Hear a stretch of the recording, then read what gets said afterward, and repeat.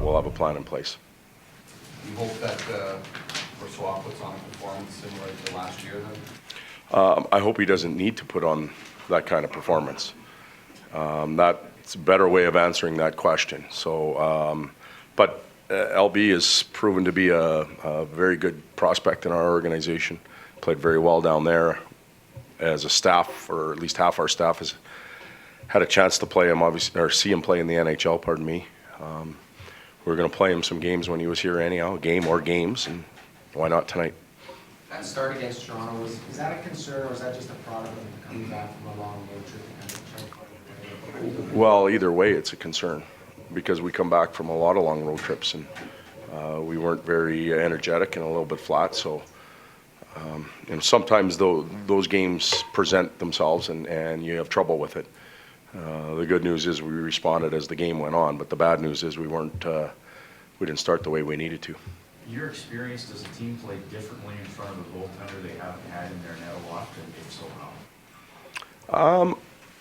Good question. I'm trying to think back to situations. I haven't gone through this a lot where you bring a guy up and you've got to play him right away. I'm not sure what the answer is to that question. I guess I can tell you after. Is plan B just to tell the all-team goalie he's playing today just to keep his gear on in case the camera's on? Again, the plan isn't to get to plan B.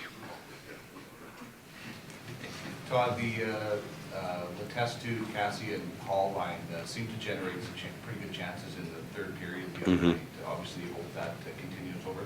What does that line do to have success?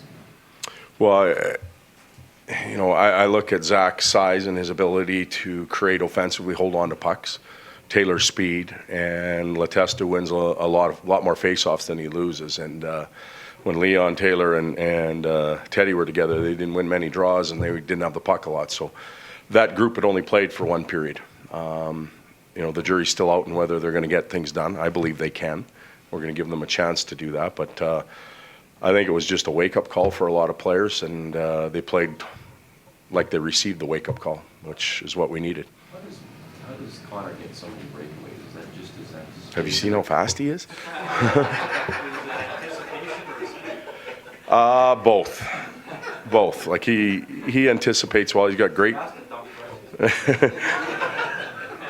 But he has the ability to strip pucks and maintain momentum while he's doing it, which is, if you're bobbling a puck and somebody's got your stick in your feet and then they're gone, it's a hard job to, one, knock the puck down, two, to catch the player. And, his read and anticipation skills are elite. Letestu says he seems to be a man on a mission of late. What has stood out to you about Connor's demeanor since he came back from the injury? Well, he was frustrated when he got injured, and he was frustrated throughout the whole recovery phase. Especially at the back end when he got real close to playing. And I think he's just a hungry player. He wants to prove to himself and to his teammates and our fans that he can maintain a high level of play night in and night out. Expectations for him after his 2 or 3 point start, and then the next night I was trying to downplay it a little bit, saying we can't expect him to score 3 or 4 points a night, and then he goes out and gets 5. But I'm still a big believer that that's a tough thing to do, obviously, in this league, night in and night out.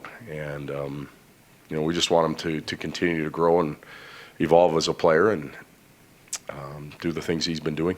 What challenges do you expect out of the Jets tonight? Well, in my opinion, we stole the game when we played them prior to Christmas. I think it was late December. We had a good start. We built up a lead. And then we decided we just wanted to defend, and with their size and their ability to roll around in your end, that's not a good recipe. You've got to keep attacking. But they do. They play a hard, strong game along the walls. They roll around good. Our power play is going to have to be sharp. They have a tendency to take some penalties, so if they do, we're going to have to make sure it's sharp. And actually, it's been, we've been fairly happy with at least one unit. They've been very dangerous since the break. Could this go up and down the ice tonight with some speed? I think it could. Where it eventually ends up, I'm not sure. But I don't think we want to get in a track meet. We'd like to play our game. And our game does have a speed element to it. It does have an attacking element, but wide open is not going to do us any good, in my opinion. There's certain defensemen that you sometimes game plan for. Does Dustin Byfuglien fit into that category? He does a lot of different things for the Winnipeg Jets. Oh, yeah, he's a special player. There aren't many Brent Burns or Dustin Byfugliens in the National Hockey League, and that's why everybody wants those type of players. So his size, his ability to protect pucks, offensively, net front on the power play, a lot of things that he does that the normal defenseman doesn't do.